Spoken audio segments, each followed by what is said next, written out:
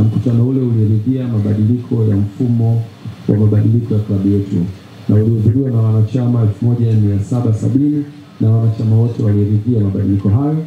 Na baada ya kuridhia, tukalazimika kwenda kwenye mabadiliko ya mfumo, na sehemu ya mabadiliko ilikuwa ni kubadilisha ownership ya club kutoka 100% kwenda 49 kwa wawekezaji, 51 kwa wenye club. Lakini la pili ilikuwa structure ya leadership, ambayo ilikuwa nataka mwenyekiti abadilike kuwa rais, na baadaye kuwa kuna mwenyekiti wa bodi. Na eneo la tatu ilikuwa fan engagement, ambayo yote hayo tulianza kuyafanyia kazi, na mnamo mwaka 2022 tukafanya uchaguzi wa kwanza ambao ulikuwa ni matakwa ya kikatiba baada ya katiba yetu kusajiliwa tarehe 14 mwezi wa 12 mwaka 2021. Tumefanikiwa kusajili katiba, tukalazimika kuimplement katiba, na hapo tarehe sikumbuki ilikuwa mwaka 2022 Julai 9 tukafanya uchaguzi, ambao uchaguzi huo ukanifanya niwe rais wa klabu ya Young Africans kwa kipindi cha miaka 4 ambayo naihudumia kwa sasa. Asante. Tumepata walau kufahamu kile ambacho kimetuleta hapa.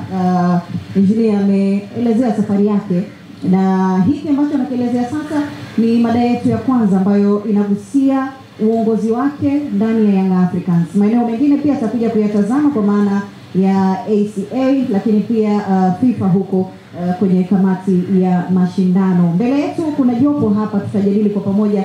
Kakaangu Gerard Hando, mkongwe kwenye tasnia hii ya habari, lakini Ramadhani Mbwaduke, mtaalam wa takwimu na data kwenye masuala ya soka ukanda wetu huu Afrika Mashariki na Kati. Naomba nitambue uwepo wa katibu mkuu wa wizara yetu ya habari, utamaduni, sanaa na michezo, na msemaji mkuu wa serikali Gerson Msigwa. Karibu sana, naye ameamua kushiriki nasi hapa. Kwa hiyo ni fursa wanahabari leo kumfahamu Engineer Hersi, lakini pia na watu wadau ambao wamemfanya awepo hapo.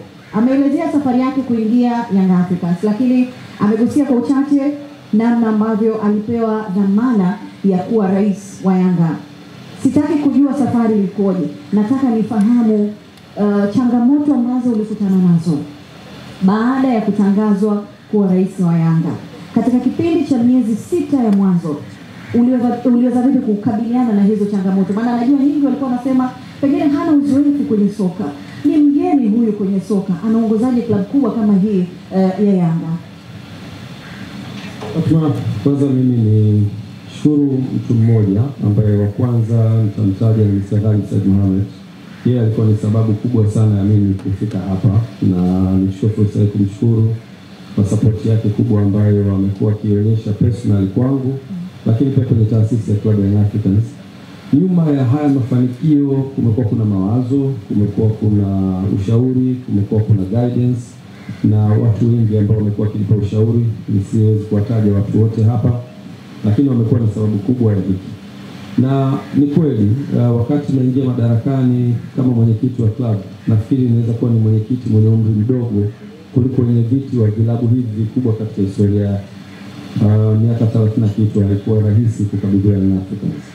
Kitu gani ambacho kilinifanya nichukue hii dhamana? Kwanza ni dhamira yangu ya kutaka kusaidia klabu yangu ya Young Africans, ambayo ni klabu ya mzee wangu marehemu. Lakini la pili ni dhima ambayo tulikuwa nayo kama community ambayo tulikuwa tunaitaka. Young Africans ni klabu kubwa kuliko zote kwa umri hapa Tanzania.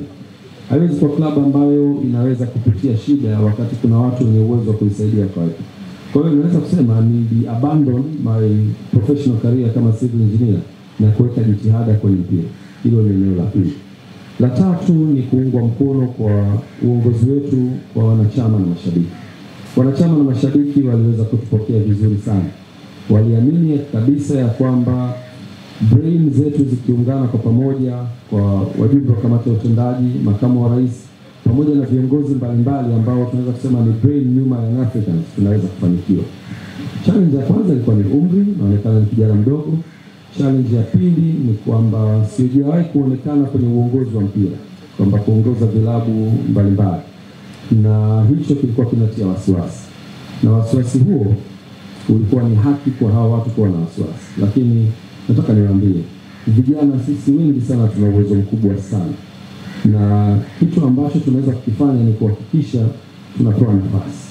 Na tukipewa nafasi, naamini hata hapo watu ambao wako nyuma ya hizi kamera wana uwezo mkubwa sana, hata kwa umri wao mdogo waliokuwa nao.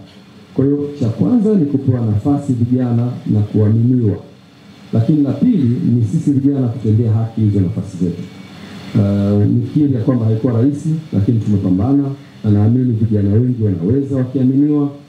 Tumepata guidance kwa viongozi wetu wa juu, nikianza na mwenyekiti wetu wa bodi ya wadhamini Mzee Mkuchika, wajumbe wa bodi ya wadhamini kina Anton Mavunde, Mheshimiwa Mogulu, Abbas Karimba, mama yetu Karume. Hao wote wamekuwa ni mentor kwenye uongozi wetu, lakini pia viongozi mbalimbali ambao wametusupport. Kwa hiyo vijana tukipewa nafasi tunaweza, na hii ni mfano tosha kwa kijana mdogo kupewa club kama Young Africans na akaitendea haki. Ramadhani Mbwaduke, pengine tupitishe kwenye takwimu, ilikuwa sahihi kuamini vijana akiwemo Engineer Hersi kuiongoza club kubwa kama